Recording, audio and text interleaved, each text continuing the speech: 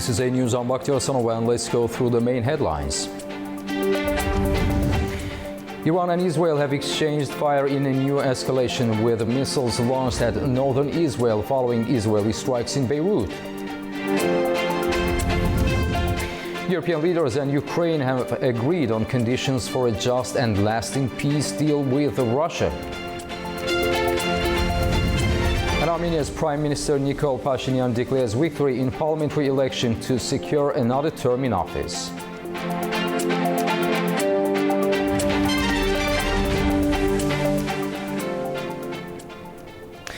Tensions between Iran and Israel have sharply escalated following a new exchange of strikes that are threatening efforts to secure a wider regional ceasefire. U.S. President Donald Trump has asked Israel not to retaliate and urged Iran to come to the negotiating table.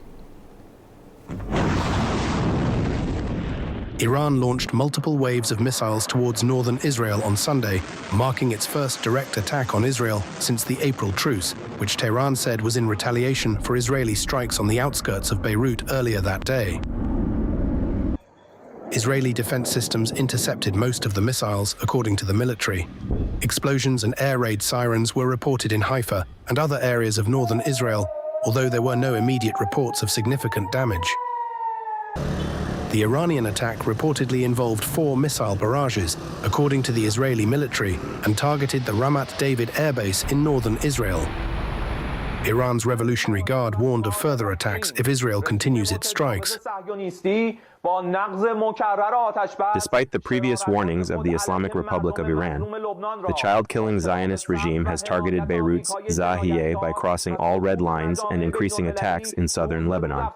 We had previously warned that if the crime in the suburbs of Beirut expands, we will attack targets in the occupied territories. The Zionist army must stop its attacks on southern Lebanon and the suburbs, and if it expands its attacks on that region or responds to Iran's actions, it will face more crushing and regrettable blows, and destructive attacks will begin against the regime and its supporters. The missile barrage came after Israel carried out airstrikes on military targets in western and central Iran and launched attacks on Beirut's southern suburbs earlier in the day. The Israeli military said the Beirut strikes targeted Hezbollah-linked sites in response to cross-border fire into Israeli territory. Local media reported that 2 apartments in separate buildings were hit in Beirut's southern suburbs, which, according to Lebanese health authorities, killed at least 2 people and injured around 20 others. Other Lebanese sources said a wider wave of Israeli strikes across Lebanon killed 11 people and wounded 44.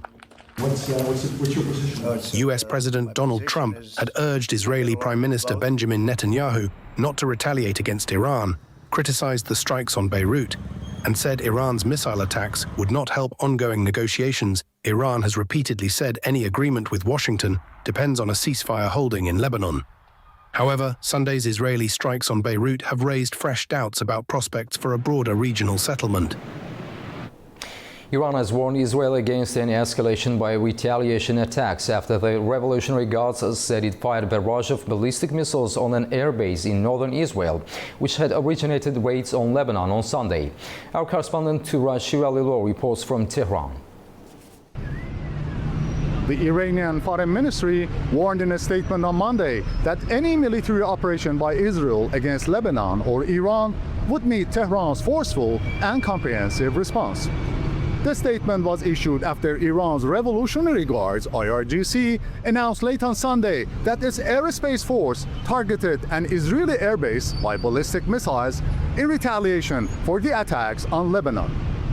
It said Israel's attacks on Lebanon was a breach of the 8th of April ceasefire deal between Iran and the U.S., adding that the missile attacks were carried out in compliance with Iran's inherent right to self-defense under Article 51 of the UN Charter. According to an IRGC statement, its aerospace force fired missiles at Israel's Ramat David airbase in response to the widespread military operation in southern Lebanon and the suburbs of capital Beirut. The Revolutionary Guards said that Sunday night's missile raid was a warning and that if Israel continued its strikes in Lebanon, all Israeli and U.S. targets would be included on the force's list of attack targets. Meantime, Foreign Minister Abbas Araghchi held separate phone calls with his counterparts from UK, Turkey, France, Qatar, Egypt, Iraq, and Saudi Arabia, as well as Pakistan's army chief, whose country is mediated an extended ceasefire agreement between Tehran and Washington. The contacts were made on Sunday and early Monday, following Iran's missile attacks, which coincided the 100th day in the Israel-US war with Iran on 28th of February. Araghchi stated that Tehran had warned Israel to cease its military operation in Lebanon. On Sunday, Araghchi also met Pakistan's Interior Minister Mohsin Raza Naqvi, during which the visiting official delivered the special letter of Pakistan's Prime Minister Shehbaz Sharif to Iran's Supreme Leader Ayatollah Sayyid Mujtaba Khamenei. Sunday night's ballistic missiles attack were carried out on the eve of the 12-day war's first anniversary, which falls on coming Saturday. On 13th of June last year, Israel attacked Iran and was later joined by the US bombing of Iran's 3 major civilian nuclear sites under the UN safeguards. In the latest development, the IRGC Aerospace Force said on Monday that it launched a missile operation by targeting the strategic air bases of Nevatim and Tel Nof in response to Israel's attacks on radar sites in 3 parts of Iran. Turad Shiralilu from Tehran for A News. With the exchange of fire resuming between Israel and Iran, reports say there have been explosions in Tehran and missile interceptions across Israel, with Yemen's Houthi movement also joining the fighting. Iran says its latest barrage was in response to Israeli strikes on Beirut yesterday. We find out more as Blake Sifton reports from Tel Aviv. 2 months to the day since Iran and the United States agreed on a ceasefire to end their conflict, we are now back on the cusp of full-scale war. This began yesterday in Lebanon when Hezbollah fired 2 rockets at northern Israel, which is a red line for Israel. Israel then carried out airstrikes in Beirut, which is a red line for Iran. And in response, Iran has launched 11 ballistic missiles at northern Israel last night around 10 p.m. Overnight, the Israeli Air Force then responded by striking targets in western and central Iran. It's understood they targeted radar stations, missile launch sites, as well as a drone factory. And in this morning, we had further salvos, 2 from Iran and 1 from the Houthi militia in Yemen. It's understood at least 30 ballistic missiles were fired at Israel. The Home Front Command here in Israel has closed schools across the country for the entire day today, and they have ordered hospitals to carry out their operations underground in fortified shelters. Now, after this initial Iranian attack last night, it's understood that President Trump had a phone conversation with Prime Minister Netanyahu, and he urged the Israeli Prime Minister not to respond because President Trump believes that a deal with Iran is close.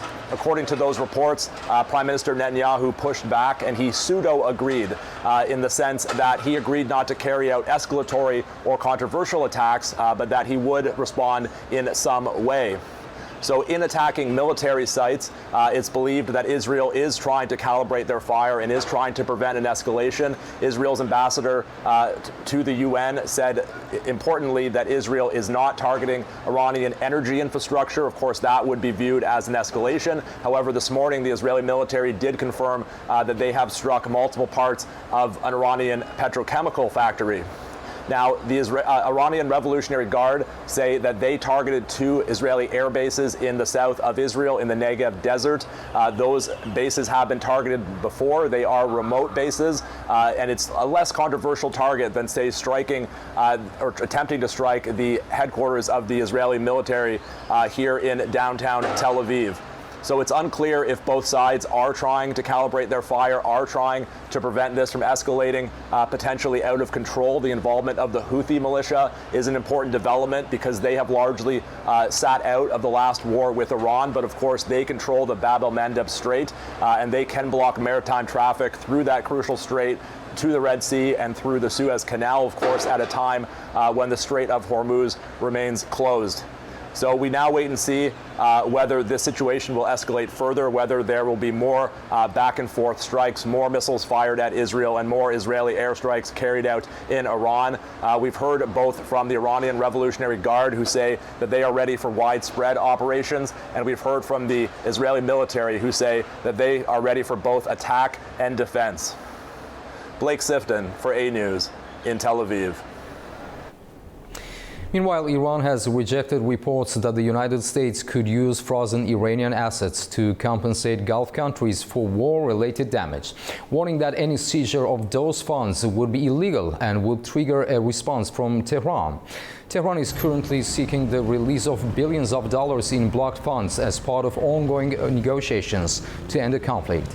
In a recent interview, U.S. President Donald Trump said sanctions relief and access to Iranian assets would only be considered after a peace deal is reached. Trump also said he was not demanding that Lebanon be included in any short-term agreement with Tehran, adding that the two sides were close to resolving remaining issues over Iran's nuclear program. And how close are you to making a deal? I think we're very close. We have a couple of points. They don't even seem like big points. They've conceded the fact that they will not have nuclear weapons. We had a clause in there that we will not develop nuclear weapons, and everybody was very happy with it except me. And I said, well, what happens if they not develop, but they go out and purchase, they acquire? I want to put the word, if they buy or purchase or acquire, you've got to have that in there too, because that's not developing. Gaza's health authorities said on Sunday that 10 people were killed and 36 injured due to Israeli strikes over the past 24 hours.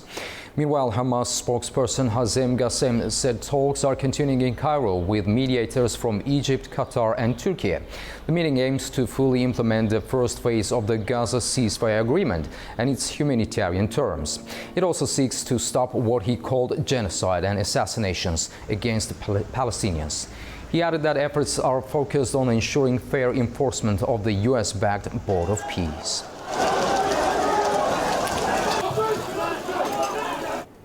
At least 15 people have been killed after a magnitude 7.8 earthquake struck southern Philippines. Earthquake damaged buildings near General Santos City and triggered tsunami warnings. At Mahayahay Elementary School in Digos, a part of a roof collapsed during the tremor, and staff evacuated their students. Authorities warned people not to enter damaged buildings because aftershocks could cause more collapses.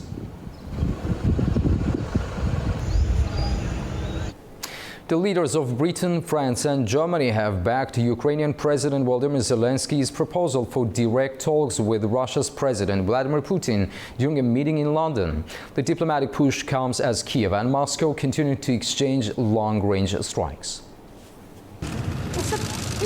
Ukrainian President Volodymyr Zelensky met British Prime Minister Keir Starmer, German Chancellor Friedrich Merz, and French President Emmanuel Macron in London on Sunday to discuss support for Ukraine and possible steps towards ending the war. European leaders and Ukraine have agreed on 5 key conditions for what they describe as a just and lasting peace deal to end the war with Russia. They backed a proposal for direct talks between Zelensky and Russian President Vladimir Putin, with European and US participation, and called for an immediate ceasefire as the basis for negotiations. The leaders also discussed Ukraine's military needs, including additional air defense missiles, following some of the largest Russian air raids on Ukrainian cities in recent weeks. The talks followed Zelensky's recent proposal for a direct meeting with Putin, which the Russian president rejected, saying conditions were not yet in place for meaningful negotiations. Meanwhile, attacks were reported on both sides overnight. Russian drone attacks struck Kharkiv, with local authorities reporting multiple impacts as damage assessments continued. On the Russian side, Moscow-appointed authorities in occupied Crimea said a Ukrainian drone struck a passenger train early on Monday, killing an assistant driver and injuring the driver. Air raid alerts were also issued in the Russian Black Sea port of Novorossiysk. The United States is considering buying the Indian Ocean islands of Chagos from Mauritius. As per a report by the British newspaper The Telegraph, Washington is exploring a deal that would bypass the United Kingdom and secure control of the Diego Garcia military base. According to the report, the plan is being developed by the White House as an alternative to Britain's proposal to transfer sovereignty of the islands to Mauritius. The U.S. administration is said to be in regular talks with London over the issue. The UK government paused its plan to hand over the islands to Mauritius in April, which US President Donald Trump called the plan a big mistake. The World Health Organization says confirmed Ebola cases have risen to 452 in the Democratic Republic of the Congo and 19 in Uganda. The new wave of virus outbreak has claimed 82 lives in the two countries so far. Health officials reported 100 new infections and 20 deaths in the past 24 hours in both countries. In response, the World Health Organization and the Africa Centers for Disease Control and Prevention have launched a continent-wide preparedness and response plan. The initiative aims to strengthen detection, containment, and treatment efforts. It also seeks to raise $518 million to support African countries battling the outbreak over the coming month through November.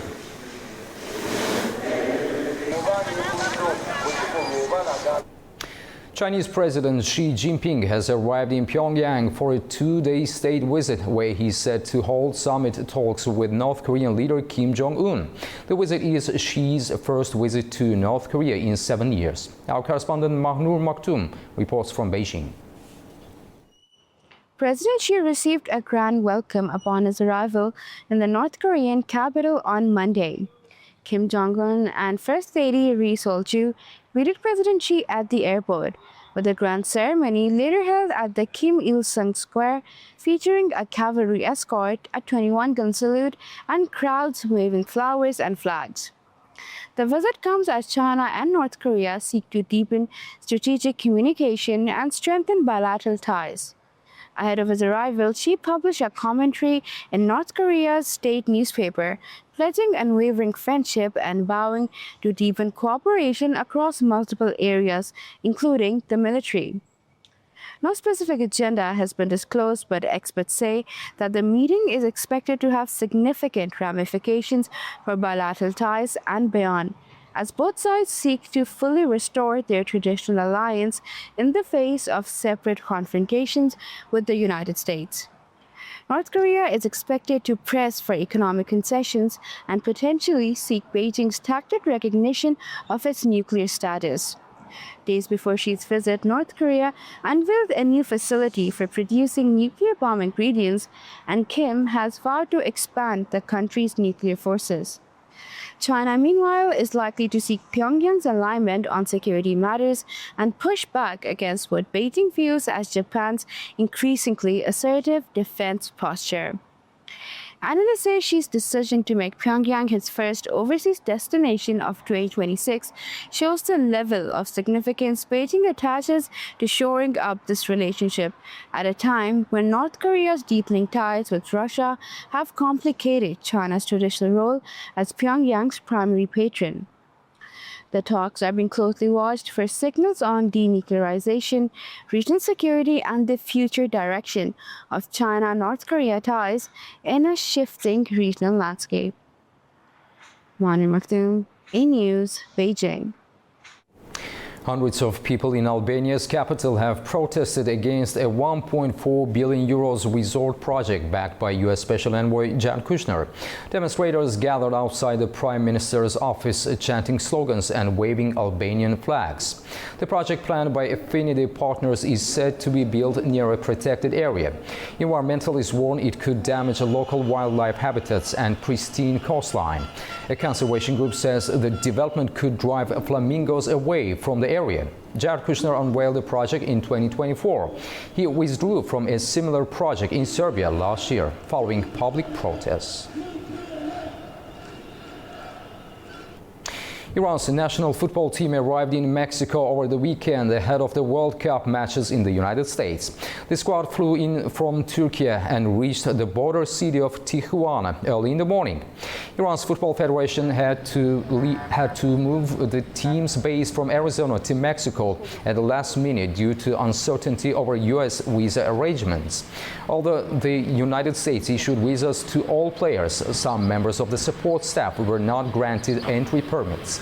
Iran will play its first match against New Zealand on June 15th.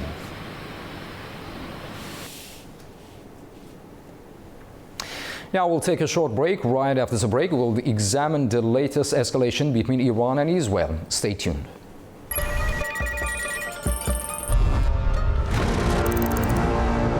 On World Business, we meet the boardroom leaders making market-moving decisions. And find out how leaders are dealing with continuous technological disruption.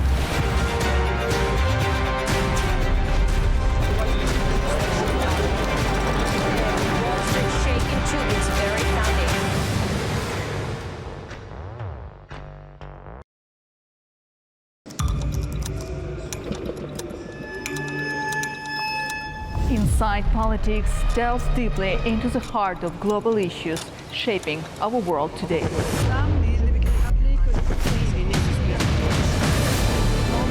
Join me for your go-to source of political analysis from across the region and beyond.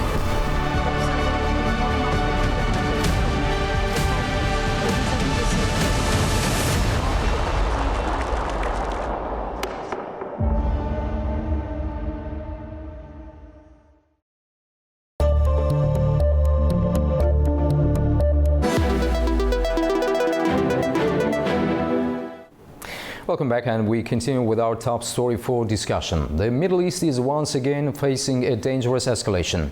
For the first time since the Iran-Israel ceasefire came into force 2 months ago, both sides have exchanged direct attacks. Iran has launched missile strikes on northern Israel, while Israel has carried out air raids in western and central Iran. The latest confrontation follows Israeli strikes on Beirut's southern suburbs, targeting Hezbollah positions, raising fears that the region could be sliding toward a wider conflict involving multiple fronts. Meanwhile, U.S. President Donald Trump says American forces will remain engaged until there is a conclusion to the war with Iran, underscoring Washington's continuing role in the crisis. To discuss the implications of these developments, I'm joined by Gustavo Darishtegui, former diplomat and international affairs analyst, speaking to us from Rabat, Morocco. Ambassador Darishtegui, thank you for joining us. My pleasure. Thank you so much for having me on the show. Ambassador, how serious is the latest exchange of direct attacks between Iran and Israel, and how close is the region to a broader war? The ceasefire held for roughly 2 months. What factors led to its collapse?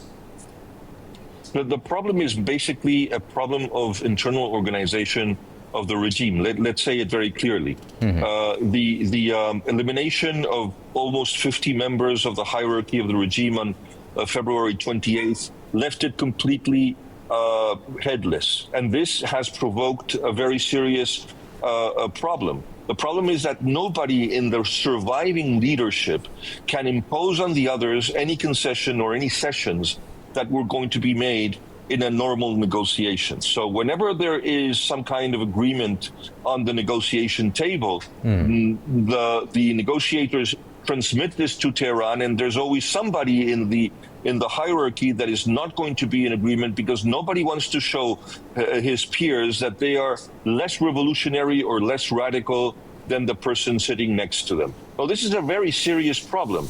And this is one of the reasons, or the main reason, why Iran is always trying to show strength when in fact their economic situation is reflecting a very deep and almost unsurmountable weakness. Let us not forget that the economy of the country is on the verge of implosion, as the president of the republic has said himself in numerous occasions. Right now, the Revolutionary Guards and the surviving leadership do not want peace, and they're doing everything in their hands to derail it. Of course, one must say that no matter how legitimate the strikes against the terrorist organization as Hezbollah undoubtedly is, the strikes to civilian parts of Beirut are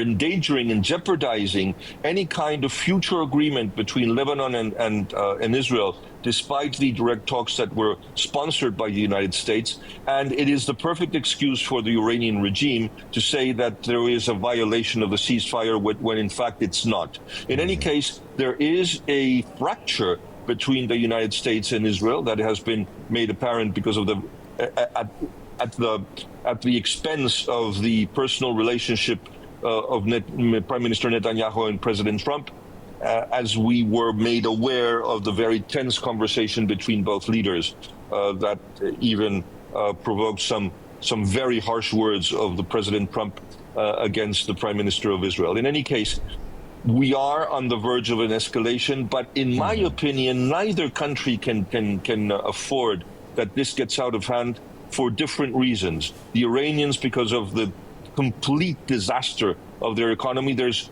4.5 million jobs that have been destroyed since the beginning of the conflict. The banks are empty. The shelves of the shops are empty.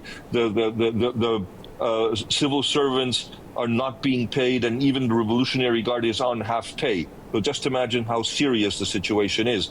And the United States, of course, are on the verge of the midterm elections, and this could prove to be dissolving and toxic for the Republican Party. Ambassador Darüştegi, President Donald Trump says the U.S. forces will remain involved until there is a conclusion to the conflict. How does Washington's position affect calculations in Tehran and Tel Aviv? Well, let us say that one of the things that we are very weary of is that any kind of bad negotiation can leave this conflict half open and latent, and it could reemerge at any moment. And unfortunately, the signs that we are receiving are very, very troubling. On the one hand, the fact that maybe the Iranians are going to be allowed to keep the 1,000 pounds of highly enriched uranium, and that nobody is going to be looking for the enriched uranium that was beyond the level of 83.7% as far as the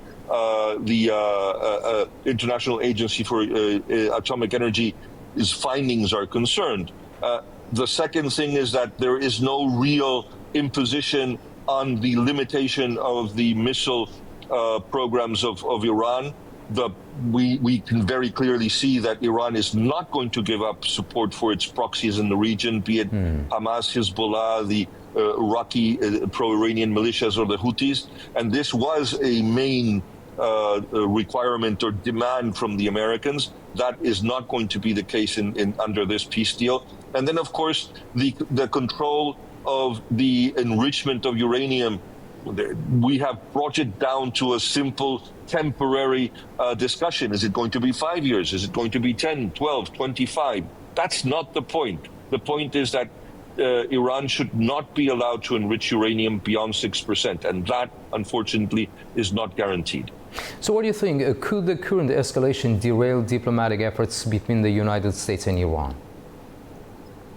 Doubtlessly, but so far, in spite of the tensions, in spite of military actions in Lebanon from the part of Israel, in spite of the launching of missiles by the Iranians, in spite of the tensions in the Gulf and the defensive actions of the U.S. Navy attacking the launch pads from which they were in turn attacked, the let's call it lack of coordination of the Iranian units that are largely acting in an autonomous way and endangering, of course, the negotiations. But there is a new hope, in my opinion.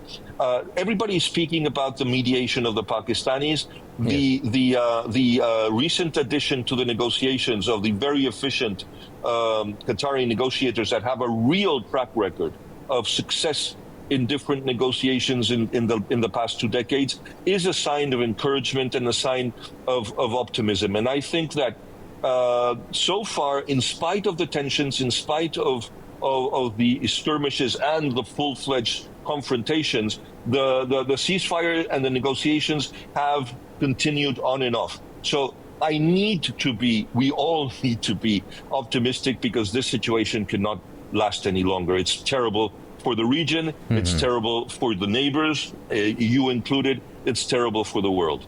And finally, looking ahead, do you believe diplomacy can still contain the crisis? Well, you know, diplomacy always needs to be backed by force. No negotiation is credible, and no results are achievable if the threat or the risk of the use of legitimate force is not backing these negotiations. And I think that the Iranians have received that message very clearly. Unfortunately, there is a part of the regime that thinks that all of what has happened has only proven them right, and that they have a position of force that is far greater than the real position that they are in today. Unfortunately, that is one of the main destabilization factors. But in spite of everything, I do believe that the addition of Qataris and the omission of the Omanis, because they have completely aligned with Tehran and therefore are completely excluded as valid negotiators and mediators, is a sign of optimism. Let's hope for the best. Ambassador Daesh, thank you very much for your time and insights. We greatly appreciate your contribution to the program. Thanks a lot. Thank you so much. My pleasure. After the break, we will take a look at the key stories shaping the region.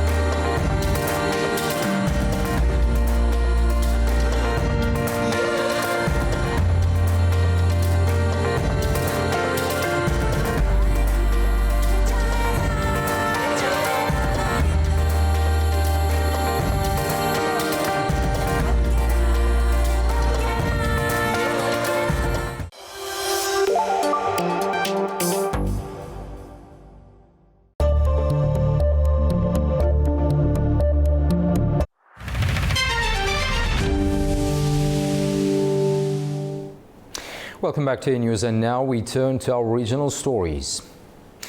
Prime Minister Nikol Pashinyan has secured another term in office after his party won parliamentary elections in Armenia. The result is expected to allow him to form a new government without a coalition, while key questions remain over peace talks with Azerbaijan and Armenia's relations with Russia and the West.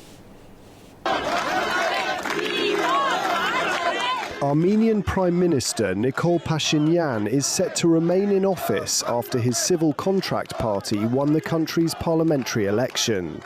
Pashinyan called the result a historic victory and said civil contract would form the next government on its own. On June 7, 2026, the elections to the National Assembly took place. As a result of the elections, the Civil Contract Party won.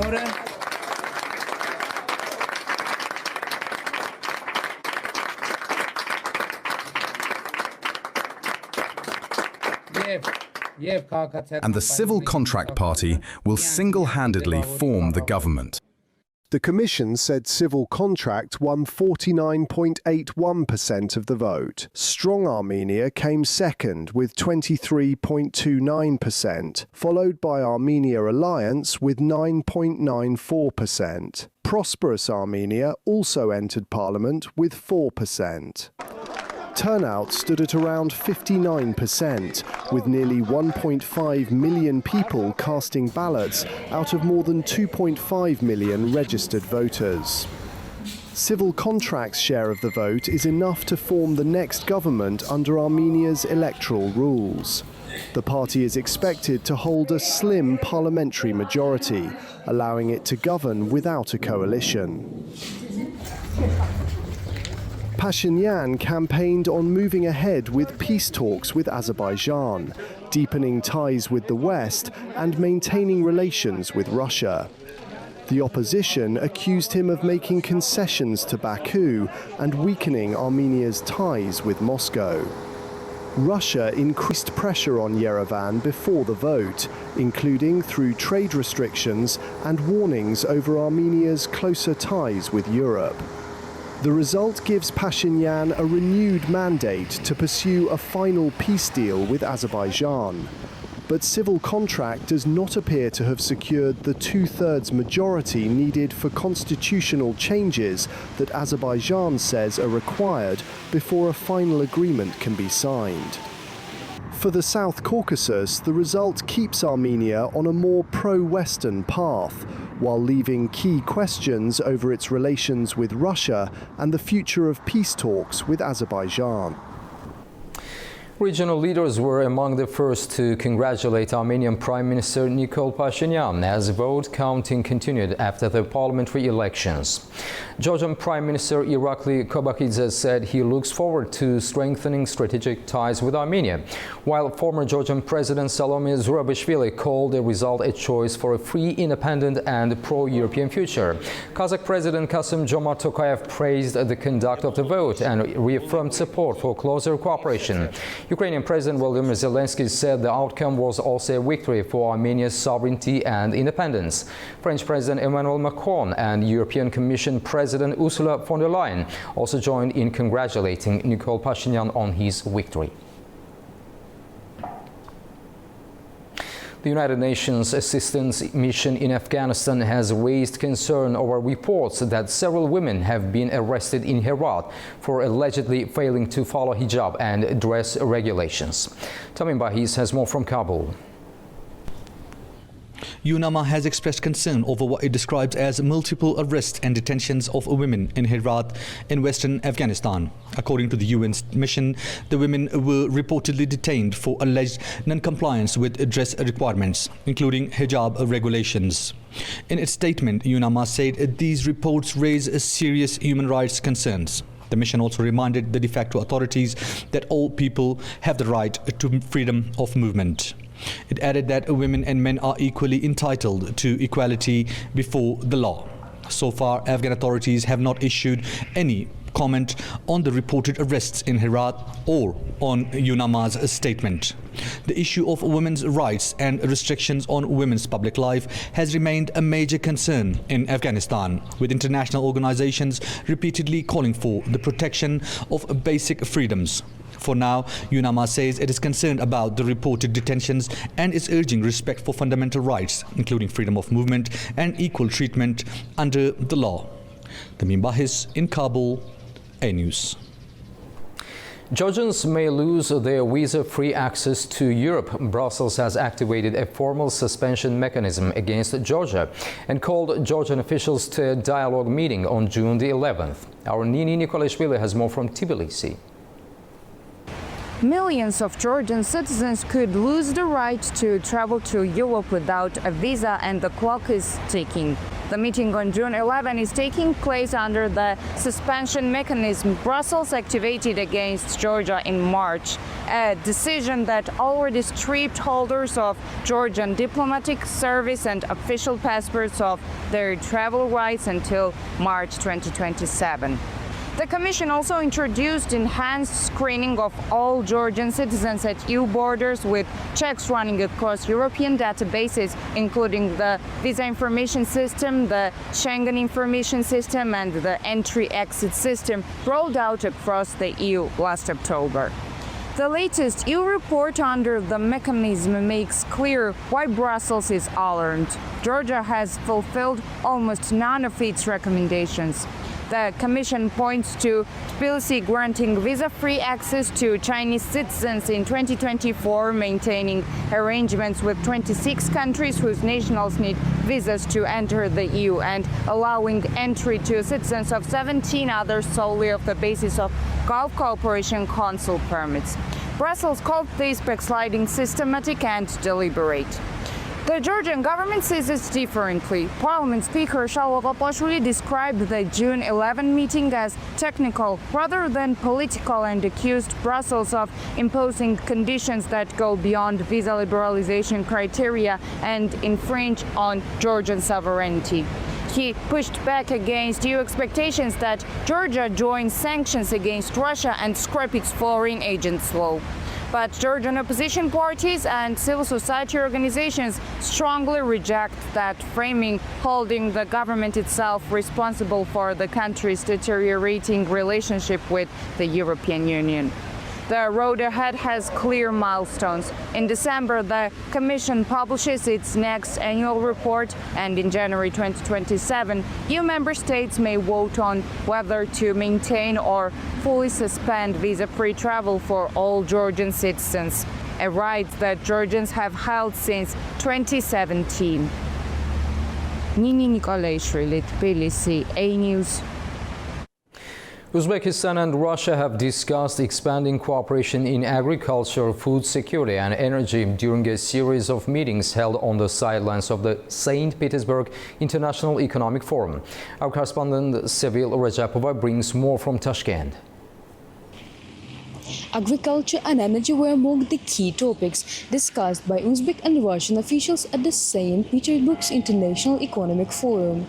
Deputy Prime Minister Jamshid Khojayev met with Russian Deputy Prime Minister Dmitry Patrushev to discuss the further development of cooperation in agriculture and food security.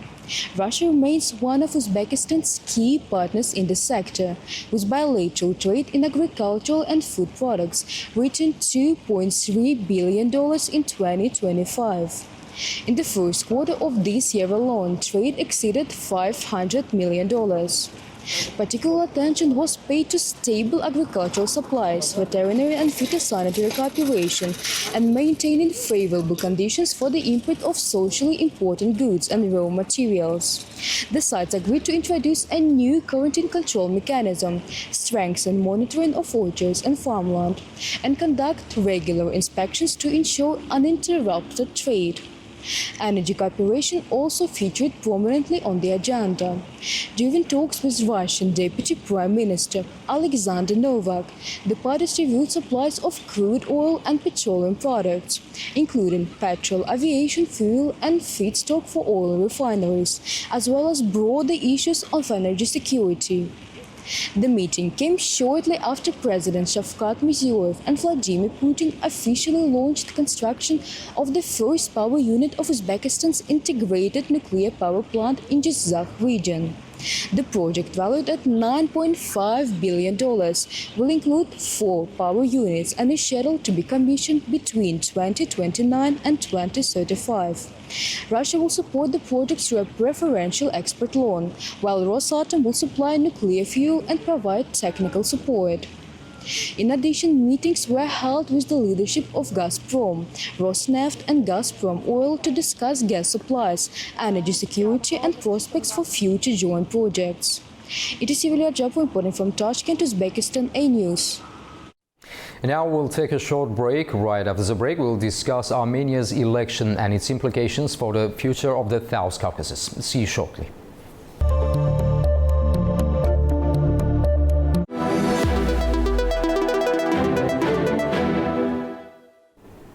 Welcome back to A-News. We now shift our focus to a regional story for discussion.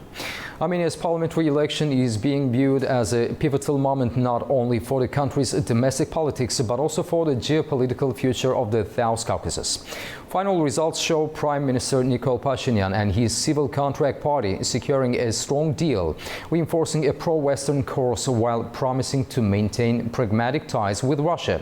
The vote comes amid growing tensions between Yerevan and Moscow, ongoing efforts to finalize a peace agreement with Azerbaijan, and renewed discussions about Armenia's long-term relationship with the European Union. Official results indicate civil contract received roughly 50% of the vote, well ahead of the opposition Strong Armenia alliance led by Samvel Karapetyan. To discuss the implications of the election and what it means for Armenia, the South Caucasus and regional geopolitics, we're joined by political analyst Eldar Hamzali from Baku, Azerbaijan. Mr. Hamzali, welcome and thank you for joining us. Thank you for the invitation. Mr. Hamzali, what's your overall assessment of these election results and how significant is this victory for Nikol Pashinyan? Well, it's forced to note that it's a first election that held not as a snap election in the last 8 years, because since 2018 they have always organized snap elections. And of course, this one was very important because it's the first election after Armenia have clearly declaring that the Armenian government clearly declaring that the Karabakh conflict is over for Armenia.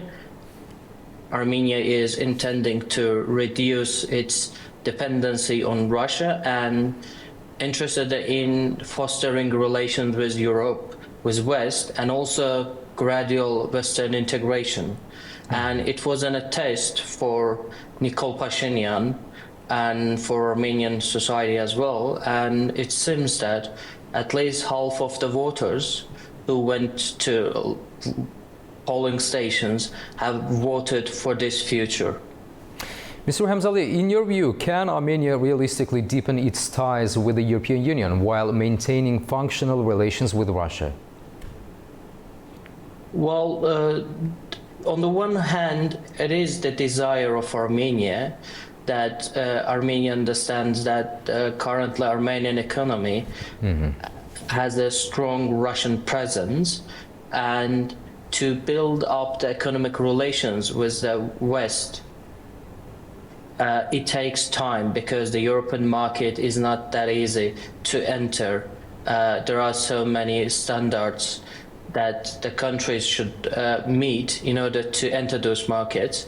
So for that reason, Armenia needs time and understands that in order to have a smooth transition to the European market, to deepening their relations, economic, on the first level, economic relations with Europe. It needs time, and understand that until that time, it needs Russia.